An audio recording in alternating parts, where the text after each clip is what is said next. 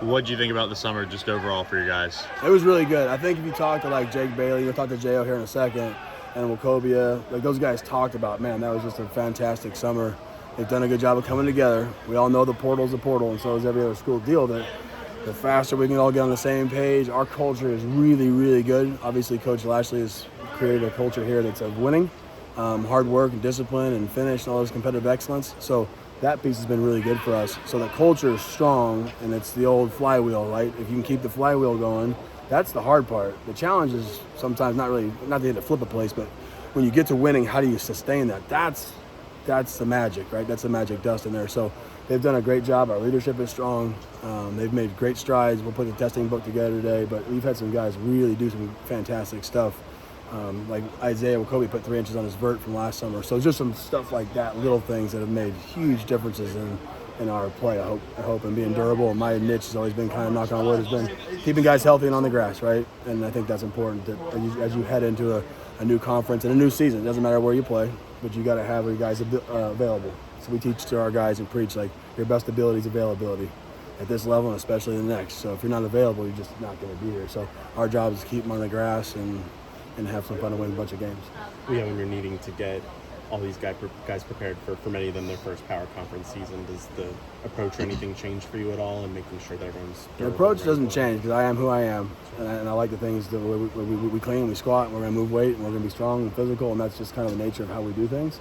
I think every year you have to evaluate who you have and what you have, and you've got to do that at a really high rate. So those relationships are really, really important, especially with your kids that have already been here, but especially with your newcomers, the Abors, the Tanks, the Jonathan Jeffersons, whoever, but it takes, you got to get to those relationships quickly. Jared, who comes in June, we made great strides in just 8 weeks. Had I had that kid for 4 or 5 years, man, he would be a monster. And he already is, but you see, you got to get to that place really quick. So it's about relationships. Nothing's ever changed.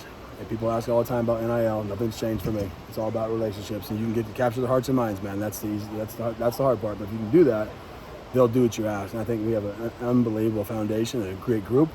Now it's our turn to turn the keys over to Coach and his group, and let's go have some fun. With that, when you've now been here a couple of years, do you try to stack on what you do, or is it just expecting the guys that have been here those years with you to take it to the next level? You rely a little bit on them, but again, they call us coach for a reason. Right, so you still have to lead their kids. We try to do a lot of leadership council stuff and try to teach them how to lead, which I think they've embraced. But again, we're still coaches, and it's my job as the head of this department to make sure we're elevating it, right? We have to raise it on the front. So we did run more this year. We did do things harder this year. It's just every year you got to evaluate and you got to move. And you don't have to run them to death, but there's an ebb and a flow and a balance to how do you send them to camp healthy, fresh, not dead leg. Because the last 2 Fridays they've said we want more. I'm like, we don't need more. We've got to stay the plan. I could do it, and they would do it, and they want to. But I'm like, no, you want fresh legs. You want to be fresh late in November to win a championship, and then however far you can go. So those things do have accumulation factors. So it's my job to balance that part of it. But the fact that they're saying, hey, we want more, that's pretty awesome. When you have so many faces that come in from other programs, do you take any feedback from them on like maybe what has worked for them in the past? And how much do strength coaches across the country kind of also bounce things off each other a little bit? We constantly are always, trying to learn new things and do things. The foundation is the foundation, but we continue to evolve. We did different speed stuff this year. There's different things we try to always learn and evaluate our game. The foundation is the foundation, but always build on what those kids bring to us. So I've got to ask a lot of questions about how did you do things. When Elijah Roberts got here, he'd coming off 2 shoulder surgeries. Now, knock on wood, we've been good, right? He's worked really hard on all the prehab stuff in and out of our workouts and doing the extra stuff, the Be a Pro Wednesdays, but you've got to ask. If you don't know, then I really think you're cheating the kid. Now, it takes time. It takes more time than just a 2-hour block we get, and that's for the kids too. I tell my guys all the time, and I tell my staff and my players, like, the biggest gift you can give anybody is your time. We can all sit at our desks and be like, I just don't have time. No, your job is to get up out of your desk. If you got to take the work home, take the work home. But that's how kids know you care about them, right? They'll do anything you ask as long as they know you care about them. So you got to do a lot of digging and find out what worked, didn't work, how can we help you, and then teach from different cultures of, well, we didn't do that there. Okay, here's why we do it. And after a couple of weeks, your culture is good, then the older kids explain to it too. So they've been pretty good at that aspect. You mentioned Elijah there. It looked like he was in phenomenal shape. He's 294 pounds right now. We'll probably play about 285. We want him to go to camp a little heavy. He also jumped 9.4. He jumps 28 on his, or 30 on his vertical jump. So we keep joking about we should call the NCAA football and make sure his thing's 90 now instead of 89, I guess is what it is. So, but yes, he's. What kind of work has he been putting in this? Everything you saw last year, he's just doubled down on it. I mean, that dude's unbelievable human being. I told his parents that after one of the games last year, like he is just an unbelievable human being. So for him to have the success, he had 23 reps, 225 today, which I know if you combine's not like outstanding, but for him and where we're going with these shoulders and those long arms, like that's pretty impressive. And we don't train for it; it's just we're just doing it for some testing and stuff. But he's really put a lot of work in. Preston Stone's put a ton of work in, so he looks really good. Jo, I don't know what Jo couldn't play. I really don't. I mean, you watch him run. It's freakish. It's the freakiest alignment I've ever had. The explosive ability of that guy is unbelievable. And you can tell he has the culture of this team. Like, they truly respect that dude. Speaking of culture, how fun is it to see the guys embrace the break the rock? And obviously the guys last year that got to do it a lot post-game, but to really kind of build the summer into that moment and then hopefully a lot into for the us, season. we talked about the rock a lot, but for me, it's a big part of it just gives them an end to this section, right? So you had the winter section, you had spring ball, you have summer. Now it's like the fourth part of it. Now we're going to the season, and to break that rock, we've earned that right to move into the next stage of it. And now you see, like, we used to always have a bucket out there because they wouldn't take it all. Well, now it's become a cultural part where they take them. My wife has them behind her jewelry box at home, and I've got them in my office, and these guys have them, their kids have them. So that piece has been become because it really becomes a fabric of who you are. It's a simple patio paver, but my wife paints them like crazy and puts a lot of effort into them. So it's fun to see the kids have some fun doing it. Anyone that really took a huge stride, in your opinion, or really just changed their trajectory with the summer that they had?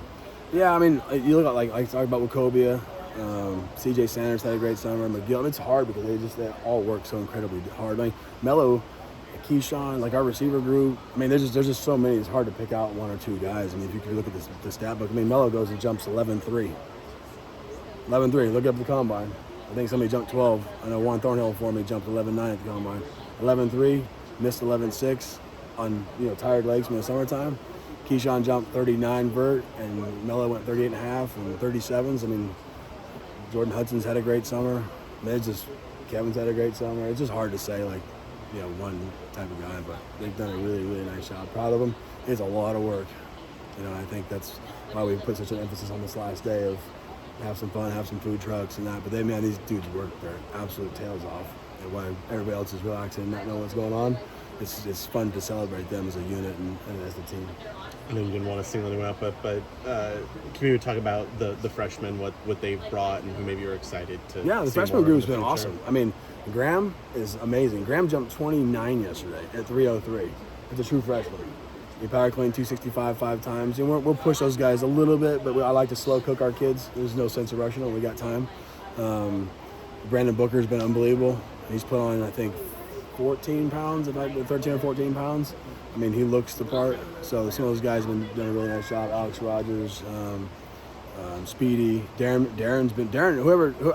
Derek McFall's strength coach was, did a really nice job.